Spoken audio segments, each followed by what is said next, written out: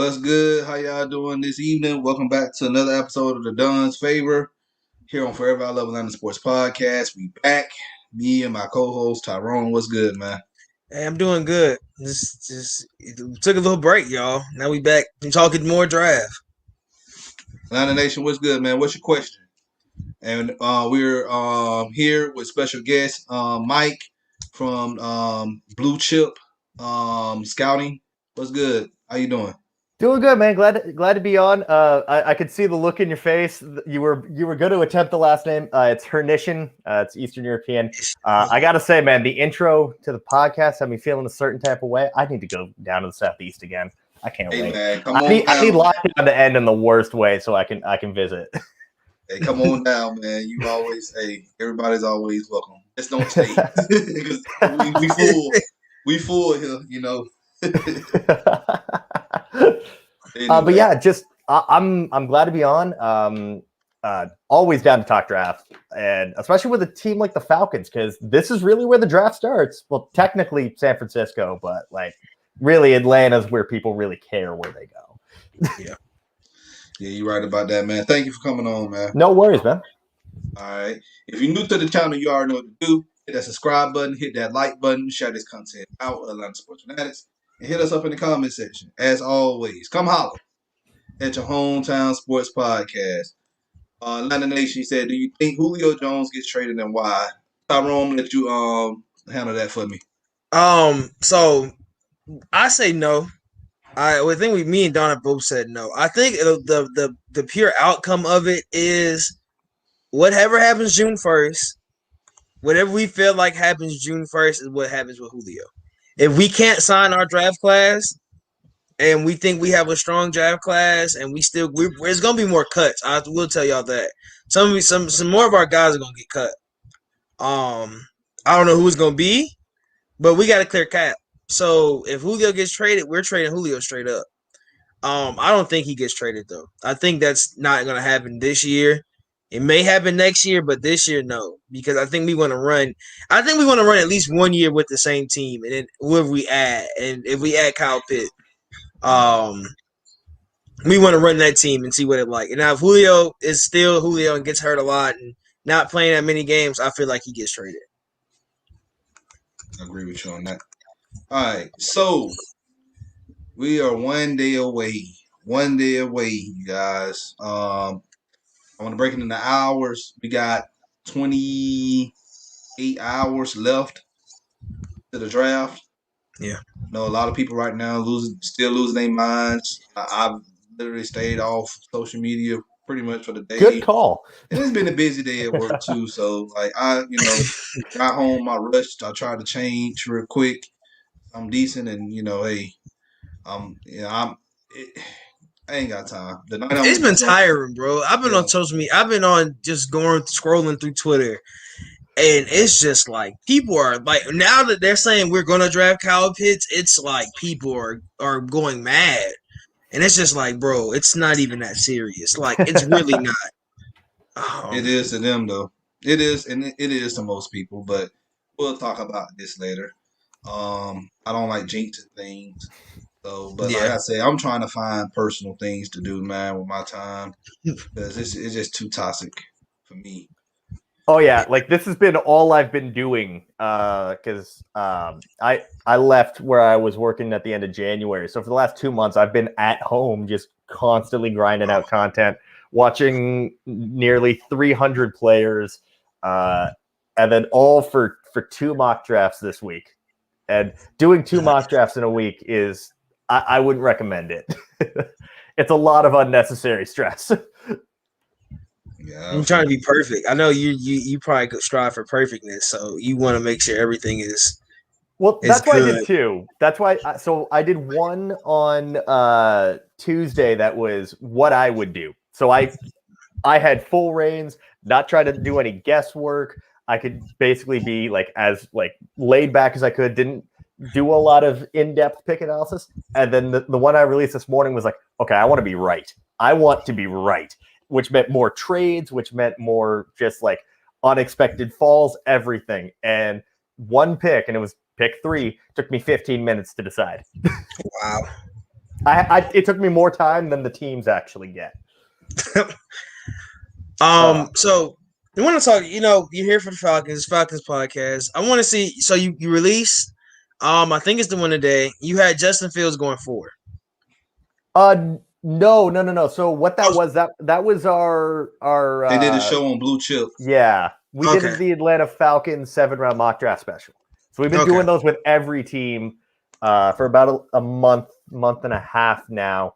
So yeah, we tackled them the other day. We basically just run through a simulation, 7 rounds on the Draft Network, and see what happens. Okay. So how do you feel about what that did with Justin Fields? How do you feel about that and this team? Do you think we take Justin Fields? Do you think we take Kyle Pitts? So personally, I would go with Kyle Pitts because, like you said, I think you guys could still. I said before we went live that I think you guys could still be in a top 10 pick range next year because the defense just isn't good, no matter how many points the offense puts up. So you could go Kyle Pitts and still be fine and take your quarterback next year.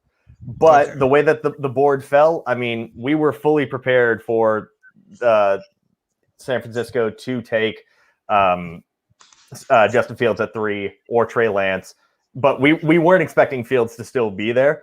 And we debated back and forth, myself and Nick Price, and we just, with the fact that Fields is from Atlanta, he doesn't need to sit, but you can sit him behind Matt Ryan anyways. It just made too much sense. So we ultimately made that decision and selected Fields, and I feel really good about that. I think that Fields is one of the most pro-ready quarterbacks. He's talked about by ESPN and certain people on NFL Network. Like, he's all of a sudden not pro-ready. Kyle Brandt on Good Morning Football this morning was like, where's the fault in Justin Fields' game? Because I can't find it, and I don't understand why, like, Charlie Casserly had him going, like, 28th or whatever. Like, just nonsensical picks. I mean, I could take a guess as to why, but I won't. But yeah, let me ask you some questions real quick. You mentioned that the Falcons defense is not going to be good next year. Here's the thing. Defense, the problem with the defense, it wasn't more so of the talent. It was because of the coaching. Oh, yeah. The coaching wasn't good either. Yeah. Now, Dean Pease is our defensive coordinator. Now, if you go back and you look at the years of him coaching defense, he always at least gave their team an average defense. The Falcons have yet to have an average defense, and God knows when. Yeah, I mean, I wasn't really sold on the AJ Terrell pick last year. You guys lost Keanu Neal. Like, there are still holes. Like, this team isn't ready to compete for a playoff spot. They're probably going to enter next season with Carolina, depending on who's going to be the bottom at the division. But I've said this because my co-host is a New Orleans Saints fan, that the NFC South is an interesting one because you don't know how long Tom Brady has left. He could retire next year. He could play 4 more years for all we know. I'm sure you guys are hoping it's the first one. And then, like, New Orleans just lost Drew Brees. Carolina doesn't have a stable quarterback situation. If you landed Justin Fields, you're set for, like, the very foreseeable future because you can transition from Ryan directly into Fields. Lance, again, I think he's pretty pro-ready. I think people are sleeping on the fact just because he went to an FCS school and sat out this year and hasn't thrown a lot of passes. You'd be screwed if it was Mac Jones. You'd be screwed really if it was Zach Wilson either, as well. Like, I like Zach Wilson, but it's not the right fit for what Atlanta needs. It's got to be, if you're going to go quarterback, it's got to be Lance or Fields. All right. Now, with here's the thing: in order to beat Tampa Bay, in order to beat New Orleans, we got to improve on our defense. If you look at the games that we played last year, we put points up on them, especially in that Tampa Bay game. But our defense allowed 21 points in one quarter. That's not good. Yeah. So if you look at it, I know staying at 4, I get it. You don't pick a defensive player at 4 because there's no defensive talent that you just gonna just pick at that spot. It just doesn't make any sense. Mm-hmm. But right now, I'm favoring trading out. Right now, Carolina had just traded Teddy Bridgewater to the Broncos. So the Broncos right now, they have a quarterback, but it's not really. Right now, Teddy Bridgewater is just a journeyman quarterback. And I saw reports that they still may go quarterback in this draft in the first round. Yeah, that wouldn't surprise me if they do at all. That definitely means that Drew Lock is gone, but I think we all kind of saw the writing on the wall for that anyways. Teddy Bridgewater is going to be a good bridge quarterback. If they want to trade up and get like a Trey Lance where he needs some time to sit behind anyways, then that's fine. They just have to hope that, he's still available. And if that's the case, let's say the first 4 picks go the way we think they do, which would be Lawrence at 1, Wilson at 2. All indication in Vegas odds are saying San Francisco's going to go Mac Jones at 3, which I would never. I can't. No, I have a round that. 3 on him. I'm not buying that. I think that's a smoke. I think that was a smoke screen. I think it has to be at this point. They threw it out there just to throw it out there, and I felt like I knew people were going. And it made headlines because when they came out, everybody was just like, Mac Jones. Like, are you serious? And nobody had Mac Jones going at 3. Everybody had Mac Jones. If he was going to go, he was going to go at like 9 or 10. He was going to go to a lower, he was going to be a top maybe 15 pick. But he's not that good of a quarterback. No, he's not. People think because he wanted Alabama and, he had the job there that he was a better quarterback. I don't think he's that good of a quarterback. So going into it, it just was like, okay, yeah, I don't know where he got at 3. I think Kyle Shanahan threw out something because they say he thinks it's Matt Ryan or something like that. I'm hoping, but I just don't see it with Mac Jones. I have a 3rd round grade on him. My pro comp for him coming out is TCU Andy Dalton, which you don't draft that at 3. No. Or if they want to replace Garoppolo so bad, if Mac Jones hits his ceiling, he's Garoppolo. Which, great, you traded 3 first-round picks to get the same guy. Yeah. It just doesn't make sense to me. But if that were the case, I think Atlanta very easily could go with Fields at 4. I think since he's going to stay in Pat at 5 because they never trade anyways, and then Miami becomes a trade spot where you can just trade up and go get Trey Lance. Yeah. Well, here's the thing. Like I said, with the Paris conference, we did a show on that earlier. If you want to go look at it, it's on our YouTube channel. Arthur Smith and Terry Fortnite, they pretty much said they want an impact player. I understand that they did say that they'll draft someone. That either they draft someone and sit, or they can draft someone and be an immediate starter. But an impact player is someone who's going to come in day one and play.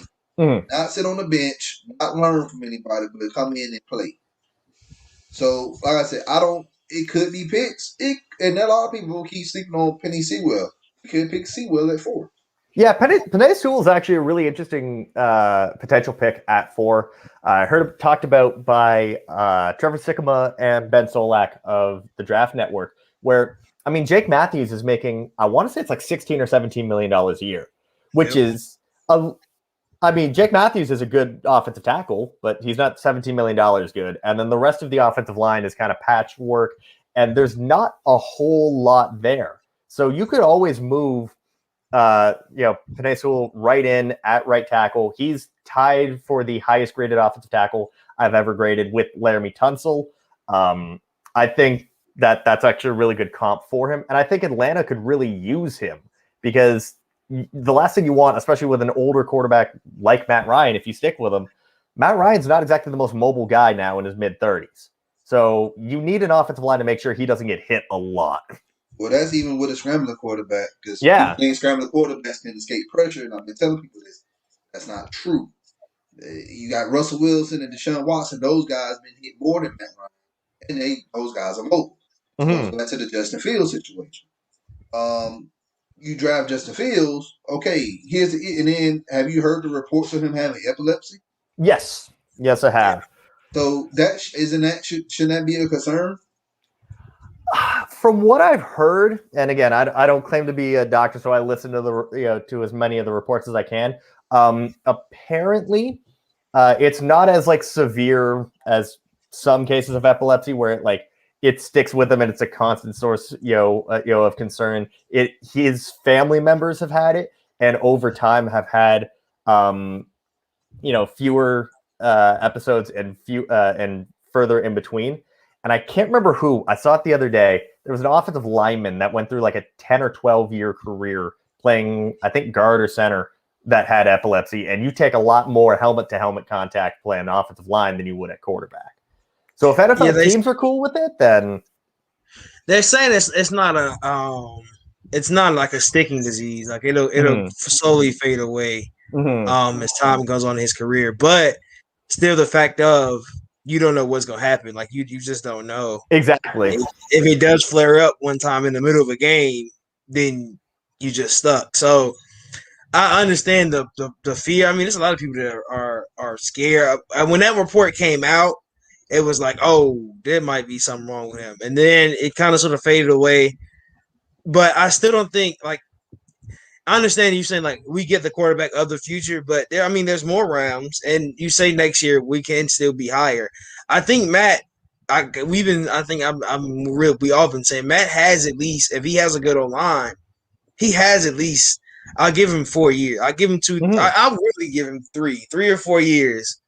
Healthy, if as long as he's healthy, he's only missed 3 games his whole career. I give Matt Ryan 4 years. I give him 4 more years. That'll be 4. He'll be 40. No, he'll be what, 41, 42? Yeah. I think he's 30. He's 36 now. So no, he would actually be 40. He'd be 40. Yeah. So I mean, that's good. And you got to think about it. Some of these quarterbacks now, they're playing well into their 40s now. Yeah. It ain't just like, oh, well, a quarterback turns 35, 36. Oh, you need to get rid of him. No. And Matt Ryan hasn't had significant injuries like that. So he's been healthy for the most part of his career. Yeah. For sure. Like I said, Atlanta's one of the spots where this draft gets very interesting. Yeah.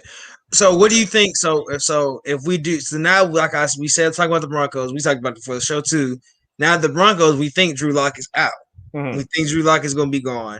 If they do want to trade up to 4, let's say they don't draft Mac Jones, but they draft Trey Lance, and you want to go, okay, well, the Broncos want to go Justin Fields, and they want to move up to 4. Do you think, like we were talking about, do you think they give us Drew Lock? Yeah, I could see Drew Lock being thrown in as like a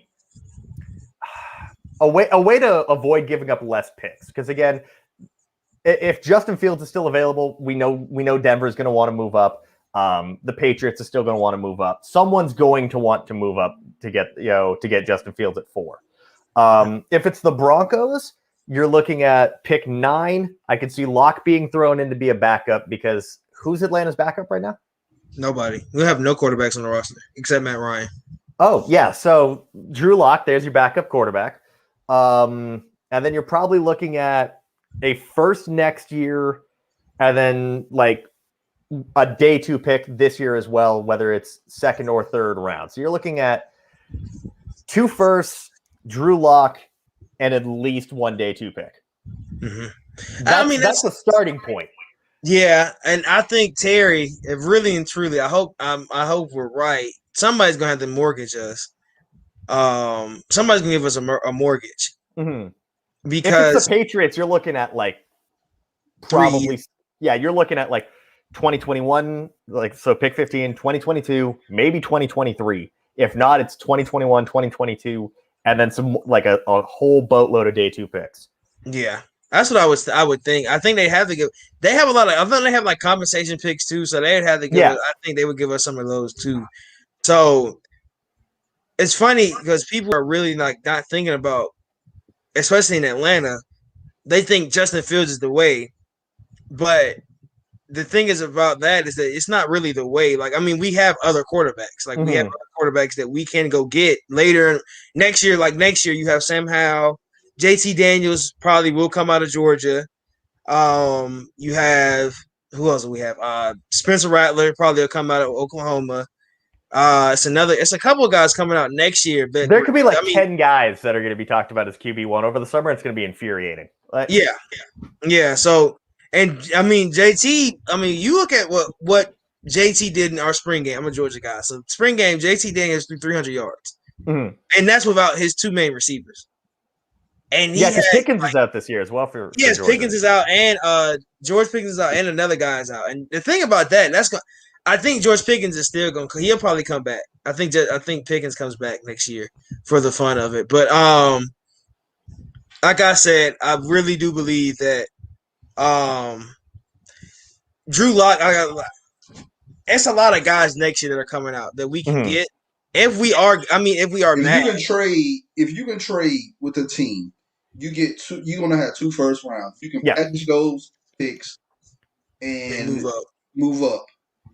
There's a report right now. I just read Tori McElhaney Twitter, and she mentioned the Patriots are really trying to get into the top 5. Yeah. So, like I said, it's not over. We may not hear anything until pick 4 tomorrow. Exactly. So, like I said, 12 picks, Fields, man, possibilities there are endless at that point. I'm a trench guy. I really want us to get Sewell, or you can get Pitts. Like I'm fine with that. Let's fortify this offensive line because we need to protect not only the quarterback, if it's Matt Ryan or whoever, for the future, and you need somebody in that run game to open holes up for our running back. Yeah, for sure. So, all right, let's go to the second round. I'm gonna go ahead and pull this up on the screen. So, second round, you got who did you pick? That's Peyton Turner, the edge rusher out of Houston. He's been a bit of a late riser this year.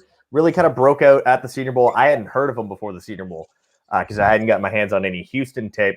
He's 6'6", 270, all swag team. Because when you have like someone that's 6'6", 270, arms, like grapevines, but no gear on them whatsoever. Reminds me a lot of Trey Flowers, who had a great career starting with the Patriots as an unheralded kid. That was like a 3rd-round draft pick, signed for big money in Detroit.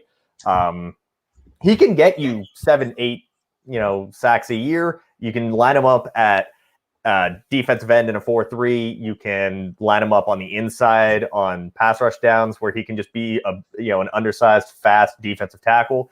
And if you really want to stand him up, he can do that too. He's got all of the versatility in the world. His best football is way ahead of him. He came into Houston at like 300 pounds, dropped a lot of weight, and then the coaching staff there with Dana Holgorsen, they just wanted to use him everywhere, so he never found a fleshed out position, which in a lot of, being a tweener is good and bad because it's hard to project, but if you can do a lot of things at once, rather than just being stuck at one role really, really well, NFL teams are going to love that. Dean Pease is going to love that. Yeah, Turner was on my mock for second-round pass rusher because I had Zayvon Collins on there.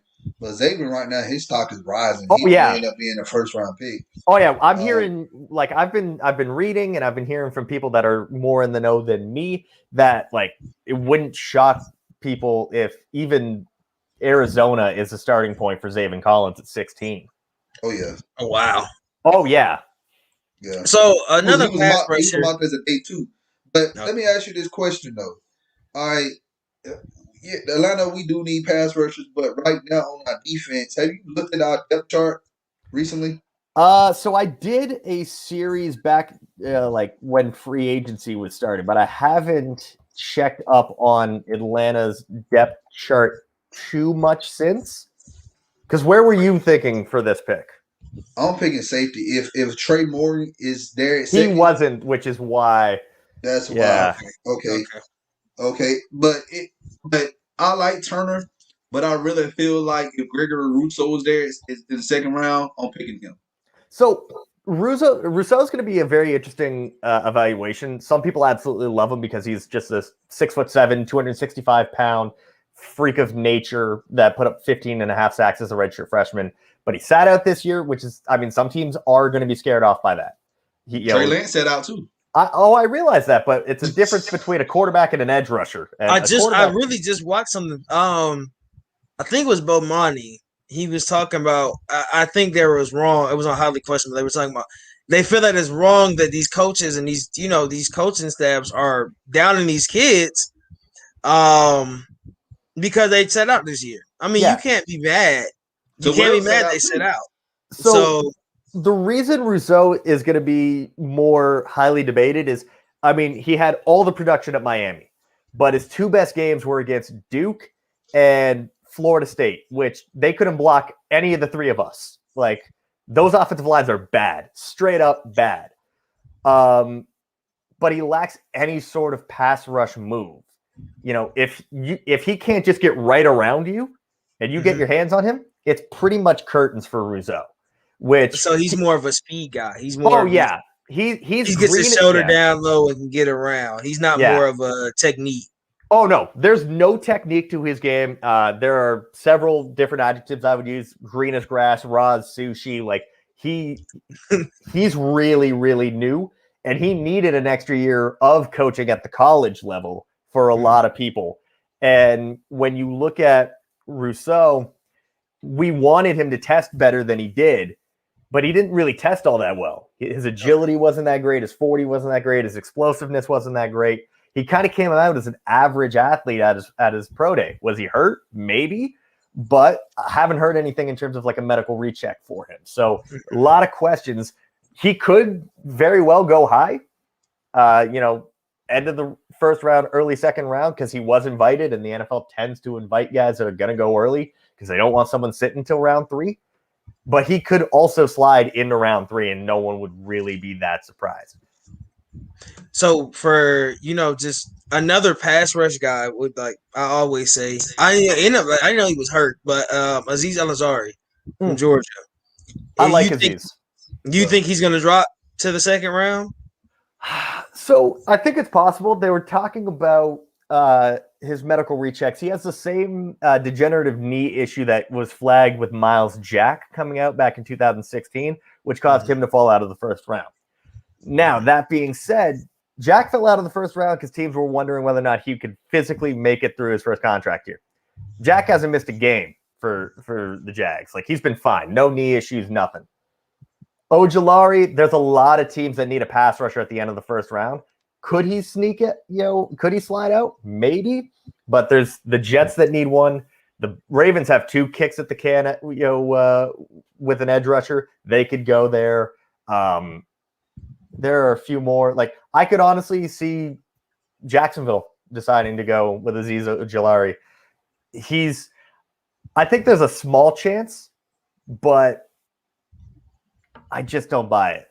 Because I saw his medical report. I just want to respond to the comment that just popped up on the screen, the one from Dave.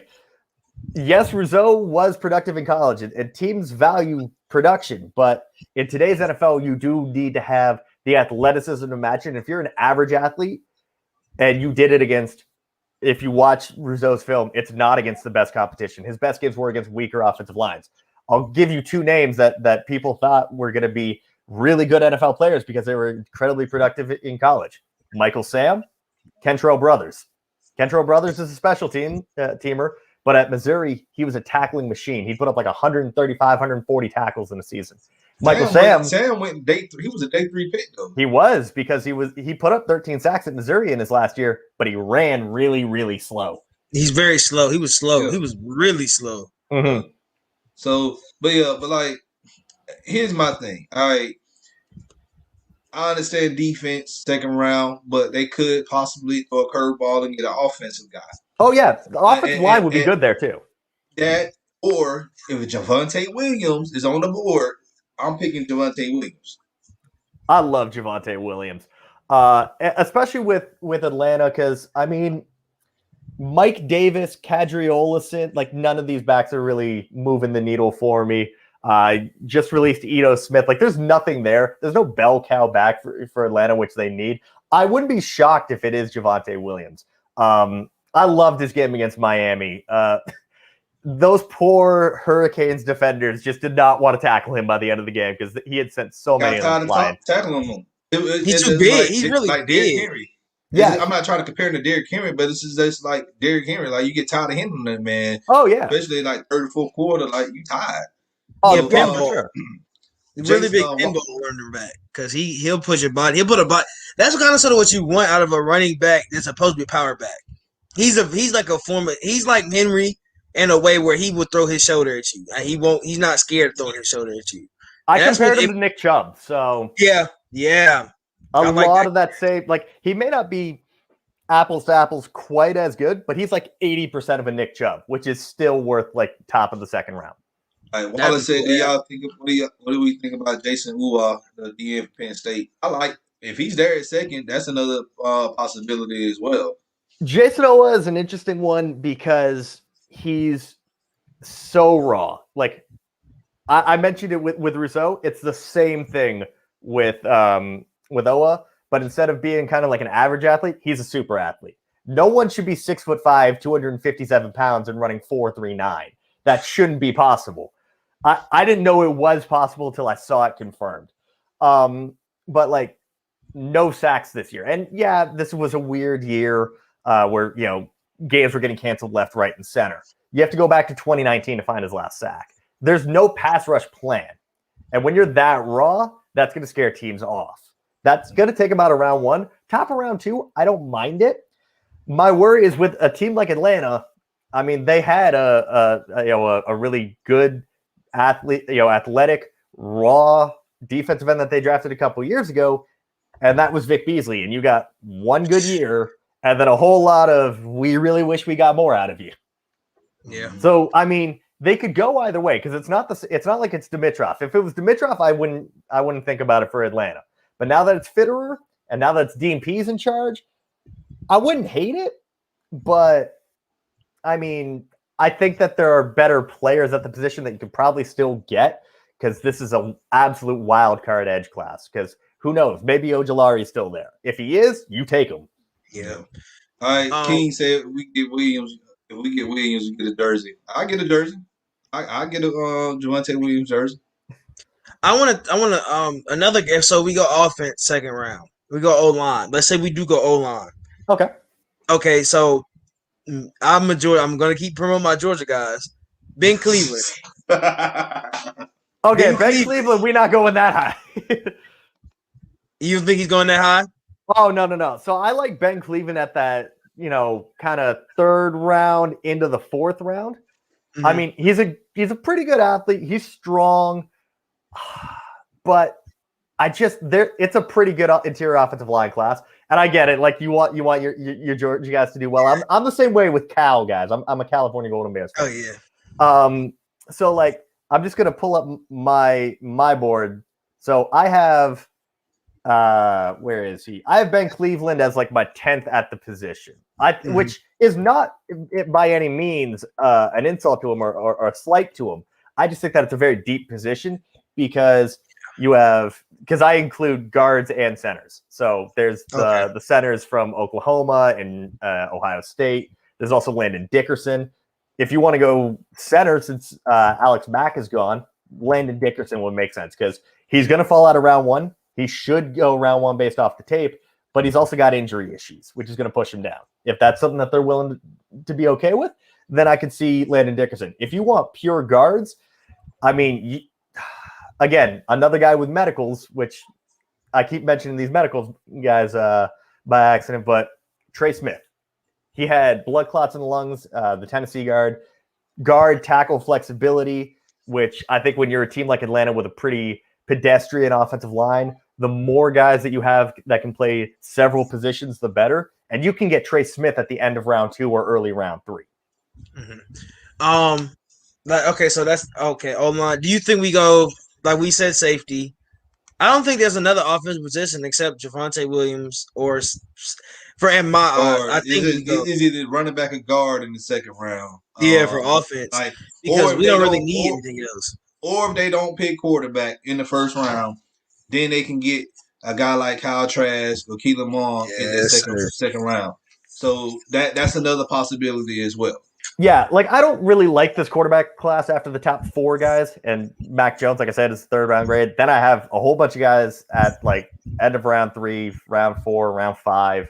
But I mean, at the end of the day, there are going to be second round quarterbacks that we're all going to laugh at because I don't think Kyle Trask is that good. I don't think that Davis Mills, Kellen Mond, I'm not a big fan of those guys. Dave, answering your question about Jalen Hawkins, it's funny you should mention that because they drafted Jalen Hawkins last year, and I had to admit in an article that despite being a California Golden Bears fan, since I didn't think he was going to get drafted, I didn't watch him. Wow. Yeah, that's crazy. I will say about what's his name? What was I finna say? Who was his name? Kyle Trask. I've watched this man 2 years now. He's beating Georgia 2 years now. He's beaten a lot of SEC schools that he wasn't supposed to beat. Like Florida coming in last year. Well, the year this last year was his first year starting, but when he took over the job from Felipe, when Felipe got hurt, he came in, he played strong. Everybody was like, okay, he's gonna be a good quarterback, but we don't know. Mind you, Kyle Trask at a certain point of last year was on the Heisman watch. Yeah, go back. He was a guy. I mean, he got screwed over in that Oklahoma game because everybody opted out. Yeah, everybody opted out, so that made his draft stock look horrible. I didn't enjoy it. I mean, I watched the game. I was like, dang, Kyle Trask. Like he had like third string guys, like practice squad guys, and I'm just like, it has to be a way for you to just have. I don't know. I feel like he's got a lower grade as time's going on. You don't have a lot of film on him. You only have one season. It was a COVID season, so. The thing with Kyle Trask is he's not the greatest athlete. He doesn't have the strongest arm, and his ball placement at times it can be very erratic.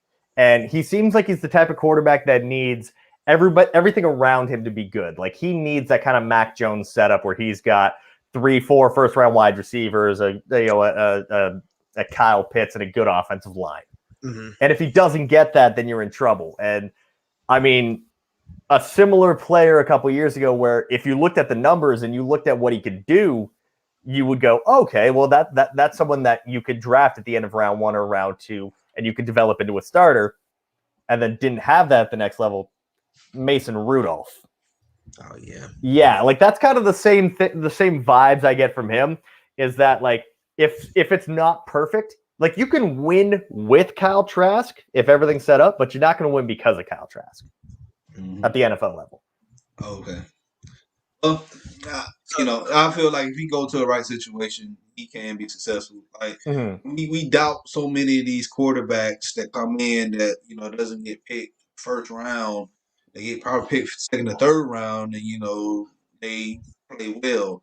So it all depends on the situation they go into. Like I feel like Kyle Trask or even Keelan Mond, if they get drafted here in Atlanta and they sit behind Matt Ryan and learn from him, and you already have all-pro, future Hall of Fame wide receiver Julio Jones to throw the ball to. You got Calvin Ridley, Pro Bowler, to throw the ball to.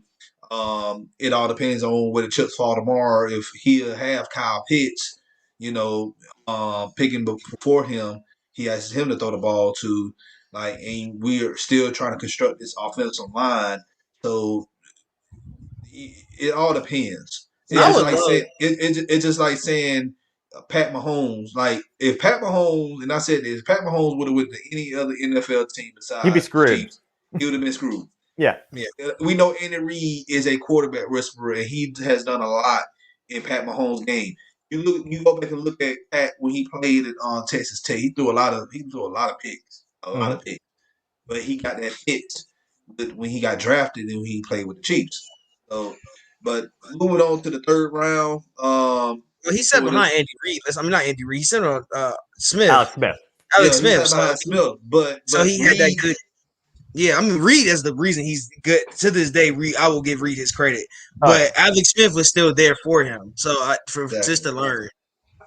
Exactly. Yeah. So, like I said, I wish I had saved the whole mock draft, and I would have been able to remember what the trade was to get Peyton Turner in this mock. But I can't. I can't remember who I can't remember who picks at 47 offhand. But yeah, it was a trade back, which is why we had some more picks as well. And then you picked Pat in the third round from Penn State. Explain to us about that pick. So again, so Nick Price and I, when we were running through this, I mean, if we had gone tight end in the first round, we would have gone Kyle Pitts. Pat Freiermuth should not have still been there in round 3. He's uber productive. Reminds me a lot of the Penn State tight end he was replaced before, which is Mike Gesicki, that big-bodied, kind of slot, tight end that can block. He's honestly coming into the year. I had him and and Kyle Pitts really close together, and then Pitts just went God mode for an entire year, and Freiermuth didn't get to play as much and was on a pretty mediocre Penn State team.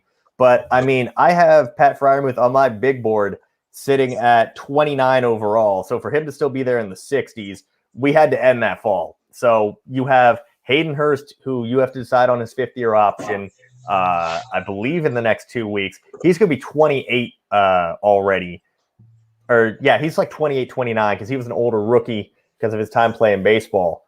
It makes too much sense. It's not as much of a big commitment going with a tight end, like it would at 4 because it's round 3. But he's the second best tight end in the class, and I think he's probably realistically, I don't think he's there when the 3rd round comes along.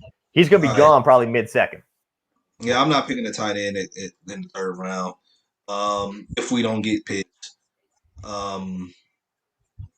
I think he replaces Hayden Hurst for you, though. Yeah, you're gonna have to find a replacement for Hayden, most definitely.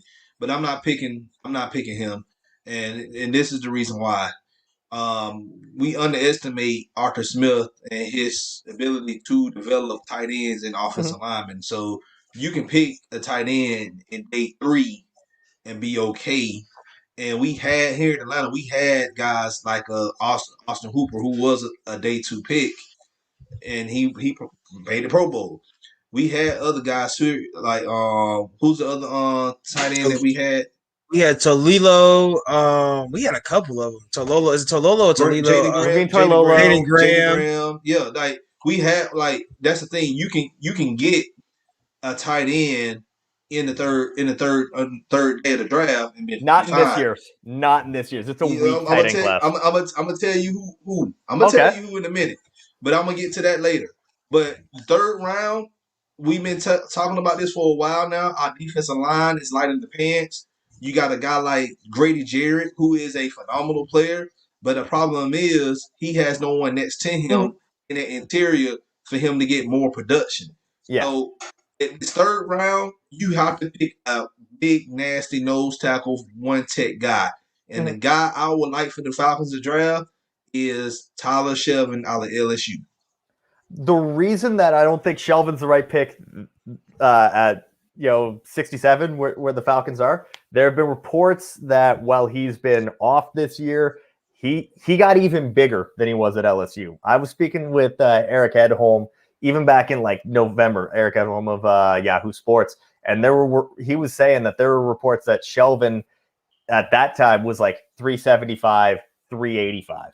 He'll get back into shape. That's you're hoping so. You'd hope so. But when there's already questions about can you get back down to playing shape, and you're already more of a early down defensive tackle because there's not a lot of pass rush upside, I wouldn't be surprised if Shelvin's still there in round 4 or round 5. Yeah, but I don't want to risk a team getting them. I would reach for a nasty nose tackle like either Tyler Shelvin or you get McNeil from North Carolina State. Ali McNeil would be a great pick, especially alongside Grady Jarrett. That I had a comparison to Shelvin, and when we had the LSU guy here, I asked him. I said, "Was he a Poe type of guy, where Poe couldn't keep weight? We had to pay Poe when he was here. We had to pay Poe while he was here to stay underweight. I don't know if anybody remembers his contract. We had a weight goal for him. I think it was 350 or 320, something crazy, where he could not be that heavy because we wanted him to be lighter. He got money. I think he had a bonus just because he was underweight. I like Shelvin. If Shelvin comes in weight and he comes in, healthy and he can move, I'm okay with him being a little bit bigger. Now, Vince Wilfork was, a big guy that can move. If Shelvin can move like Vince Wilfork, it's a difference. Now, I compared Shelvin to Casey Hampton, the defensive nose tackle from the Steelers back in the mid-2000s, where he kind of is pigeonholed as that 3-4 nose tackle that's just going to eat blocks, and he's not going to provide you a whole lot of pass rush. Well, that's what we don't need pass rush. We need somebody that's going to eat up blocks so you can allow a guy like Grady Jarrett to have more one-on-one opportunities. We looked at film the past few years, and Grady's always getting doubled and tripled, and like he can't make plays. Mm-hmm. You need somebody there that's going to eat up more blocks. Look at Tampa Bay. Look at how their defensive line constructed. Like this is why you see a guy like the Ndamukong Suh and Vita Vea and even doggone Shaq Barrett. They get in the backfield and make sacks clean because they got bigger guys in the interior that can eat up blocks. Yeah. I just think that with a true nose tackle that won't provide any form of pass rush option, it's not a first two days of the draft value. Like if this was 2008, 2009, no problem. But with the league being where it is, where you're in your nickel and you're in your pass rush formation 70% of the time, that's a lot for a guy that's going to play like realistically 35% of your snaps. Well, you got to think about it too. Dean Pease, everywhere he's been, he always had a bigger anchor that defensive line. He had Brandon Williams in Baltimore. He had Vince Wilfork when he was in New England. Mm-hmm. So, like I said, I won't be shocked if they do get a nose tackle. It may not be in the third round, could be in the fourth round. If it's the fourth, it's a lot better. I do like the big. I want the big guy. I want the big guy. If there's somebody available, there's a nose tackle. You need a one tech. We were talking about this one. If we want a 3-4, I want a one technique. I don't want Grady Jarrett having to run the one. I want a real big one technique, and I want Marlon Davidson. If we put Marlon Davidson in a strong side end, and Grady can play weak side, especially run 3-4, and then have whoever you want at linebacker, or if you want to put a fast guy in, you can put a fast guy in like Dante Fowler. Or if we draft a fast guy like your guy at Houston, you bring a guy in that can come off that edge and be quick, especially on the weak side. Mm-hmm. Then that's fine. I mean, you can put Grady Jarrett on the strong side too because he's a guy that's going to come and he's going to hold the line. So Marlon Davidson, is a bigger guy. We'll have to rotate that 3-4 between Grady. If Grady needs a blow, you can put Marlon in. Especially, I just need Marlon to be healthy this year. So I really just want a one technique, though. I want a big one technique. Like Don's saying, I want somebody that's going to sit there and destroy their center and whoever's guarding him. I just want him to – he didn't have to get sacks. Just hit the center as hard as you can as soon as you come off the ball. Because he's going to fall on his butt. He already squatted over. You hit him hard enough, he's going to fall. I play center. I know. I've gotten hit enough to where I'm going to fall. You're going to get hit, and you're going to get tired of it. That's the crazy part. That's going to also allow our linebackers like Debo and Fourier to shoot the gaps and make plays in the backfield. So yeah. You're going to shoot that. He's going to hold A gap, and those B gaps are going to be wide open. Or if he knocks the center over, he gets the A gap wide open. So it makes Dean Pease defense. It makes his defense run a whole lot better when he can get blitzers and have up the center. Because you're scared. That's a scary defense. If you get people coming right up the center, you can't stop that. It's no running backs can be able to stop that. Okay. Moving along to the next picks. You pick Paulson from Stanford. I like that pick. Yeah. I'm not gonna hate on that. Another guy that I was thinking of, because we do need another cornerback. Yeah. But another guy I was thinking of is Trill Williams from Syracuse. I can see that as well. Yeah. I'm a little lower on Trill Williams, but if you're looking for, like that same style of like tall, long, rangy corner, he's the perfect fit for that style of defense as well. Okay. And then you picked Darius Washington from TCU. I like that pick as well. He played right alongside Mooring there at TCU. So both of those safeties were good. Oh yeah, they're very good. I'm surprised he was still there on the board at 108. He shouldn't be come this weekend, but you never know how NFL teams are gonna freak out about size. I mean, there's reports, with wide receiver with Devontae Smith, that he's too small because he weighed in at 166. But with our Darius Washington, playing safety. He's 5'9", 178, and he can drop deep into coverage, and he'll also come up at and play you press in the slot, and he'll also come up in the run game, and he'll smack a dude. Like I compared him to Mighty Mouse. I didn't even give him a player comp. He's just Mighty Mouse out there. He's small and fearless. I love it. Yeah, I like that. So where do you think Cisco's going? Cisco's going to be an interesting one because, I like Cisco. I like Cisco. I like Cisco too. I like Cisco too. There are questions because he did tear his ACL. So how's he going to recover from that? And then, I mean, people are split on his ball skills. My colleague over at Blue Chip Scouting, Tyler Fornes, has said that he's more of a ball magnet than a ball hawk, in that what he means by that is ball magnet, he's like right place, right time. The ball just kind of finds him, not him actively going out and causing interceptions. So in a way, he's kind of like a poor man's Malik Hooker, if that makes sense. Because like Malik Hooker, when he was coming out of Ohio State, can't really tackle, and Cisco's not really known for his tackling either, but would produce a lot of interceptions. And Cisco, in his time with Cuse, has been really good at turning the ball over, but it's more because he just kind of happens to luck into some interceptions rather than like baiting the quarterback to throwing an interception. So he could go anywhere from like top 2 rounds, but I also wouldn't be surprised if he falls to like round 5 because, our team's going to think he's a poor man's Malik Hooker, or here's a real deep cut. Are they going to think he's like the next Gerard Holloman from Louisville a couple years ago?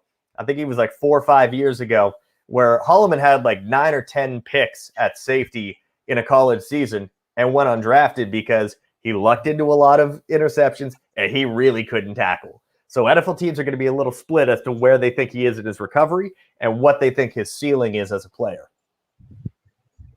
Oh. Okay. Then, go ahead. No, that's fine. You can go. Yeah. And then you picked Walker Little from Stanford. So, tell us about this pick right here, because I know, we do need some depth behind players on the offensive line. I like Walker Little a lot more in what is that? I think that's the 5th round, 148. Then I like when people are talking about him as like, 2nd round. Going into this year, he was talked about as a 1st round pick. And I just never understood it with him. He's incredibly raw. He hasn't played in 2 years. He played one half of a game against Northwestern in 2019 before he tore his ACL, was out for the year. Then he opted out this season. And he, again, could have really used that year because 2018 tape, which is what teams are having to go off of, is very hit or miss. The Notre Dame game was awful. Cal played a lot better. Oregon, hit and miss, very up and down. So there's 3 games where there's, a mediocre defense and then 2 good defenses, and you have some okay tape, some good tape, and then some truly terrible tape. Like Notre Dame, Khalid Kareem, Jerry Tillery, and who was the other edge rusher that had their way with them? All of Notre Dame's star players on the defensive front from Notre Dame in 2018, they ought to be sending Walker Little flower baskets like once every couple of months as a thank you because they made their money against him that day. But if you put him in the right system, and I think, like you said, Arthur Smith, he can get good play out of offensive tackles. I think this is a good landing spot for him where he can develop and he can eventually become a starting right tackle. It's the starting from day one that scares me. Yeah. And then you got Chula Hubbard from Oklahoma State. I like this pick.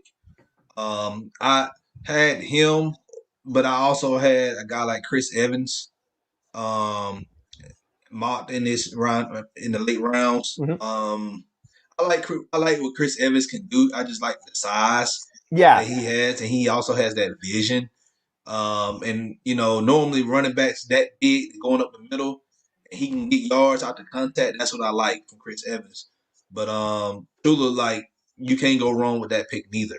Yeah, he's got track speed, which is great. The problem is his vision is it's very hit and miss. He had a really hard drop off this year in terms of production, which, given that he had a pretty good offensive line in front of him, was surprising. I don't know. There's a lot of questions as to whether or not maybe he wasn't given his all because there was friction with him and the coaching staff from what happened over the summer with him and Mike Gundy.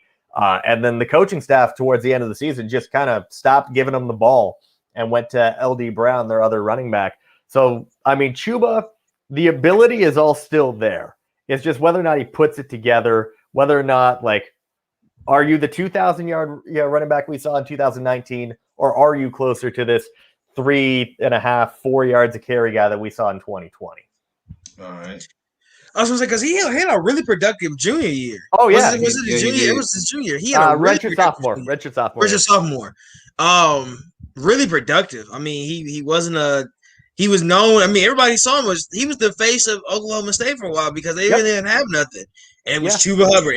Every time you watch the Oklahoma State highlight, Chuba Hubbard did this. He did that. So, I mean, I it's weird that he dropped off this year the way he did. I think he really could have been. Oh, I think I saw like way back, like before the season, college football season started. He was like top 5 and running back to the point, and then he could have been a top 5 running back in last year's class. Like, he definitely could have came out. That's why we talk about if you're a running back and you're draft eligible, you get out of there as soon as you can. If you put up a 2,000-yard season as a redshirt sophomore, you got to go, because he didn't really prove anything else in this year. He's still fast, but his production went down, and then Oklahoma State didn't toss him the ball at all in terms of screen passes, swing passes, anything like that. So it's not like he went back and improved his catching ability. So there are just a lot of questions. He's a guy where, again, if he had come out in the 2020 class, we would have been talking about him probably in around that Jonathan Taylor, DeAndre Swift range. But now here we are, and I mean, how the mighty have fallen. We're picking him in we got him in like 160.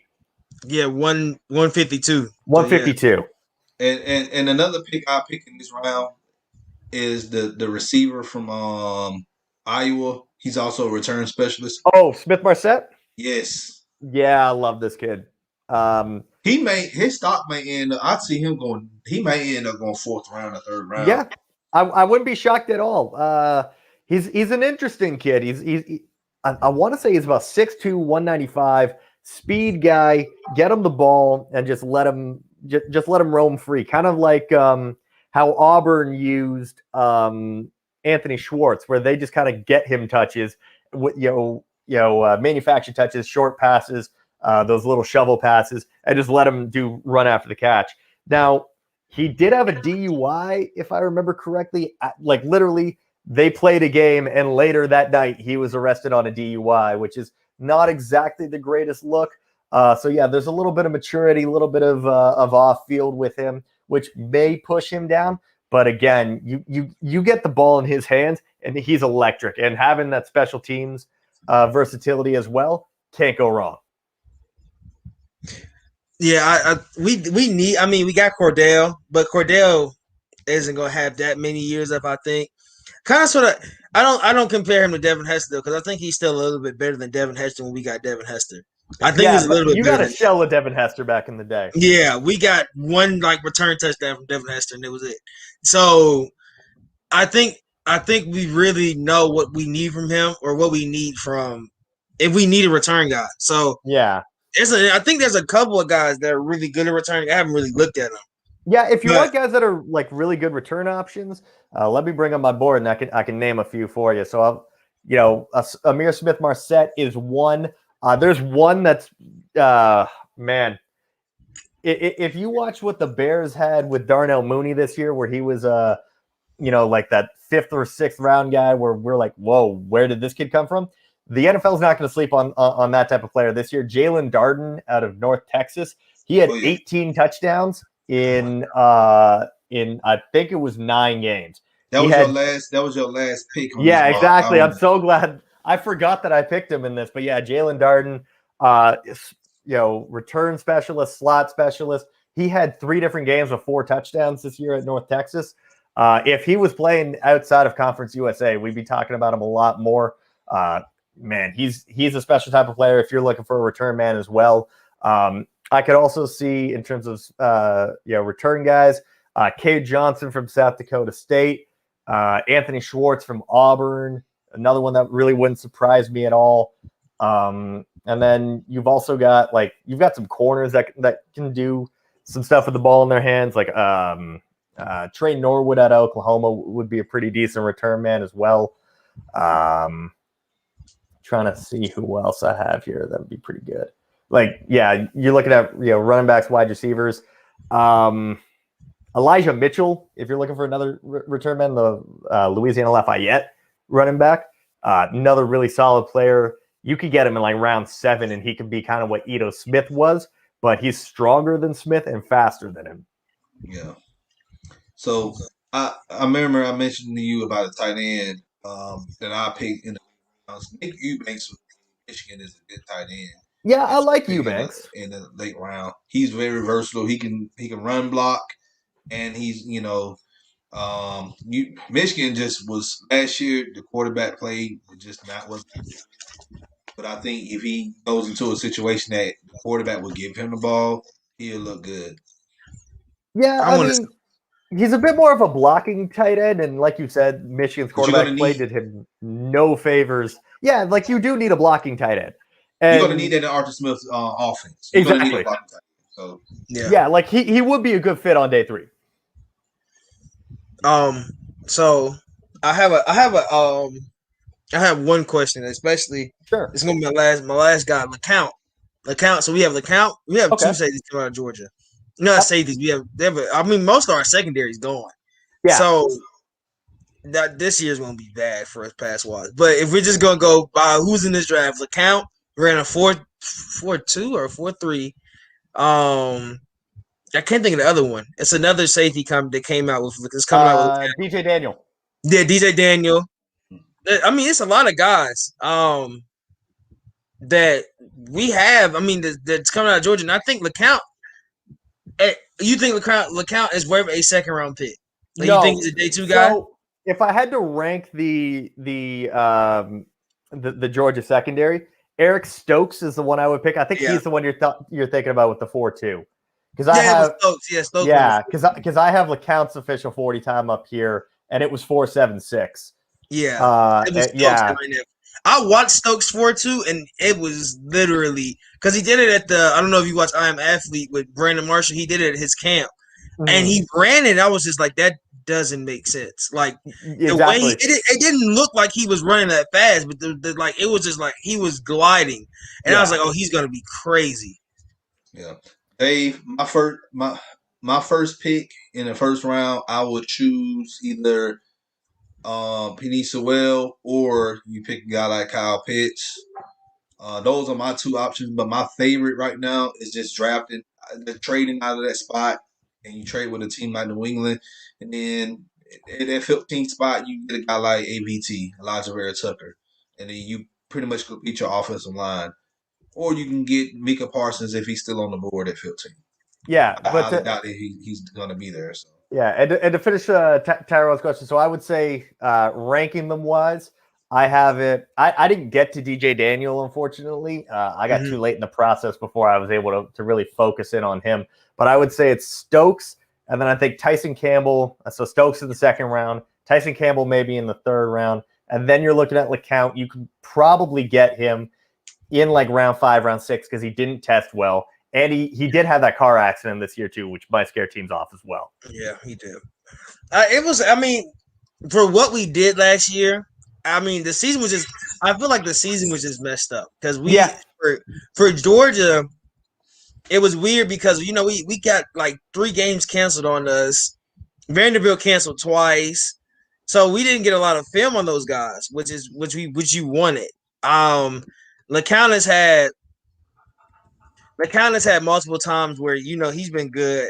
They look good. So I just want to know if Atlanta's at a certain pick. Do you think we pick one of those guys? It's definitely possible. I could see if they were sitting in round 5. I had them going with our Darius Washington, but I don't think he's going to be there when I got him. I think he's going to go before then. And then after day 3 secondary, it really is all over the place. Who knew a couple of years ago we were going to see Quinn and Williams' brother go in the top 100 when no one really knew who he was on draft day. I never got around to him, so it's very rare that someone gets drafted in the top 100 and I don't know who they are. I had no idea who it was. Didn't realize it was Quinn and Williams' brother. So secondary on day 3, it's a crapshoot. So just because we think someone's going to go in like round 5, round 6 because of testing, it only takes one team. 31 teams may identify someone as like a 7th round pick. But if one team thinks he's a 4th, then he's going in the 4th.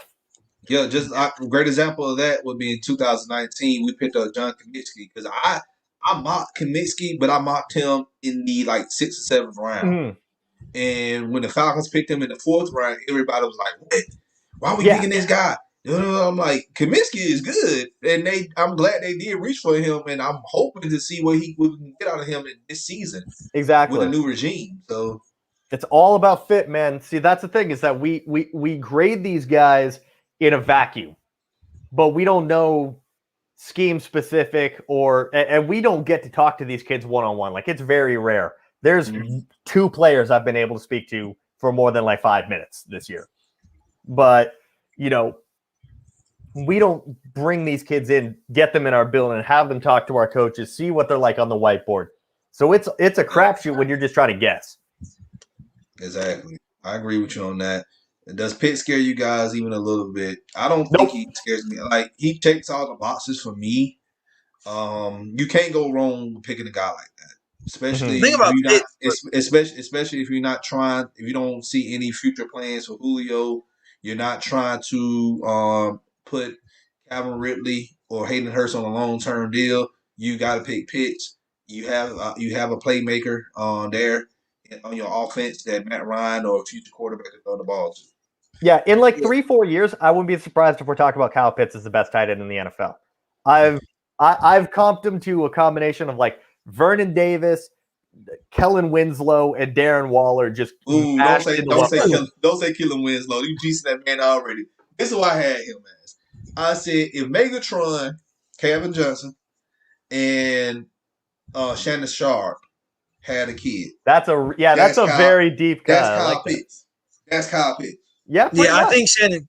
I can see Shannon Sharp. More than truly, you watch. I would say Shannon, but he's so big. I think it's Kyle Pitts' size that makes him just a different breed. Yeah, man. I try to avoid Hall of Famer type comps, so that's why I said somebody had him as like I don't know, was it somebody had him as the big probably the easiest generational talent coming out of college in a long time. Oh yeah, and I can agree with that. I mean, he destroyed every team. Like, y'all, but the reason why he doesn't scare me, SEC is probably the hardest conference to play football in.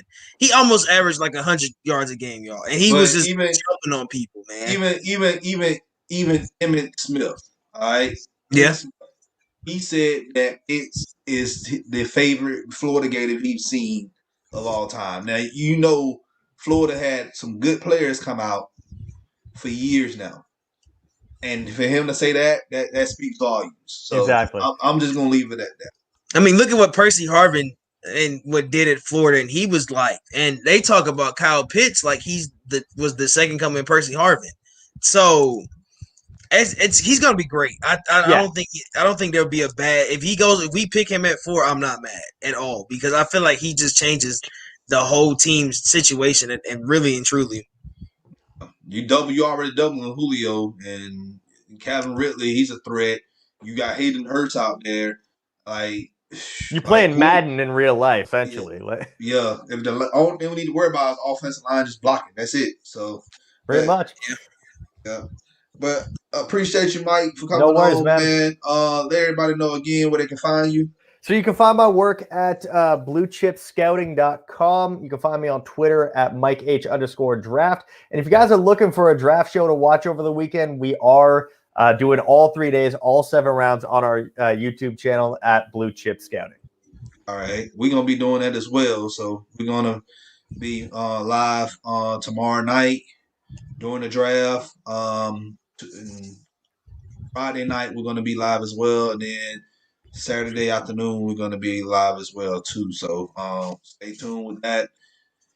Tomorrow night, guys, get your rest. I was like, get your rest now. eat you some good food, get your spirits. Exactly. I know what I mean by spirits. Get your spirits. Y'all gonna need it. Just relax. Stay calm. Look, just go find something to do. Enjoy life. Don't worry about the draft. That's what I'm about to do. I'm about to go just hang out with my loved ones and just relax. So on that note, hey, if you're new to the channel, you already know what to do. Hit that subscribe button, hit that like button, check this content out with Atlanta Sports Fanatics. Hit us up in the comment section. As always, come holler at your hometown sports podcast. This is another episode of Dun's Favor here with your boy the Dun and my co-host Tyrone. Y'all have a great evening. We'll see y'all later. Anything you need to plug, Tyrone, before we head out? Kings run tonight, y'all.